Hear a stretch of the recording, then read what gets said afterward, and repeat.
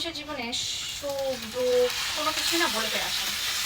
এই যে আমরা সোশ্যাল মিডিয়াতে একজন আরেকজনকে দেখে আফসোস করি, আহ ও তো কত সুন্দর জীবন কাটাইতেছে, আমি যদি পারতাম, আমার এটা আছে, ওর যদি অনুভূতিতে আমার এটা থাকতো, এগুলো নিয়ে যতক্ষণ আপনি আফসোস করবেন না, ততক্ষণ আপনার জীবন মানে কয়েক হাজার ধাপ ধাপ পিছিয়ে চলে যাবে। ঠিক আছে? কারণ হয়তো আপনার দুইটা আছে, হয়তো আমার চারটা আছে, হয়তো আমার দুইটা নাই, হয়তো আপনার চারটা নাই। মানে আমি বুঝতে যাচ্ছি, আপনার যেটা আছে হয়তো আমার সেটা নাই, আমার যেটা আছে হয়তো সেটা আপনার নাই। মানুষের যে নাই আর আছে, এই যে ব্যালেন্স, এই ব্যালেন্সের মধ্যেই কিন্তু একটা মানুষের জীবন।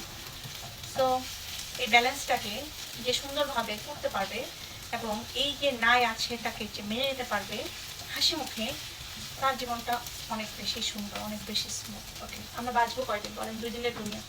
যে যত বেশি পারি যার যার জায়গা থেকে হিংসা না করে, স্বার্থপরতা না করে, আমরা যেন একজন আরেকজনের হাসিতে থেকে জীবনটা পার করতে পারি, এটাই আমাদের একমাত্র কাম্য হওয়া উচিত। রাইট?